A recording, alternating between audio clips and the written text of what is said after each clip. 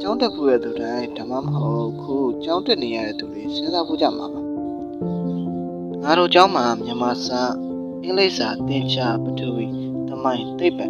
ဒါတွေကိုဘာလို့အချင်းကိုခံပြီးအလွတ်ကျဆောင်းမွဲဖြည့်ပြီးသင်နေရတာလဲအပြင်လောကမှာတကယ်ကိုသုံးရလို့လား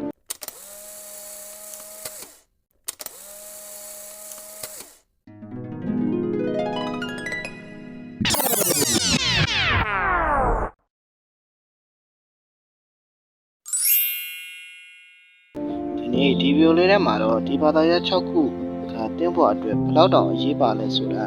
ရှင်းရှင်းလင်းလင်းပြောပြပေးတော့မှာဖြစ်ပါတယ်ပထမဆုံးမြန်မာစာနဲ့အင်္ဂလိပ်စာအကြောင်းပြောပြရအောင်မြန်မာစာကိုသင်ရတာမိခင်ရဲ့ဘာသာစကားကိုပိုင်နိုင်ပြောဆိုဆက်ဆံတတ်ဖို့စာစီစာကုန်းတွေရေးတတ်ပြီးကိုယ့်ရဲ့ idea တွေကိုသူများနားလည်အောင်စနစ်တကျချပြတတ်ဖို့ပဲဖြစ်ပါတယ်ကိုယ့်ရဲ့ရည်ကြီးမှုကိုလည်းထိန်းသိမ်းတာလည်းဖြစ်တာပေါ့အင်္ဂလိပ်စာကြတော့ကမ္ဘာရဲ့တကားပေါက်ပါပဲခုခေတ်မှာဖုန်းသုံးတာအင်တာနက်ကြည့်တာဒီပြင်းများလေးလာတာတဲ့အစားအင်္ဂလိပ်စာမသိရင်စစ်စစ်ဖို့အရန်ခက်ခဲပါပဲ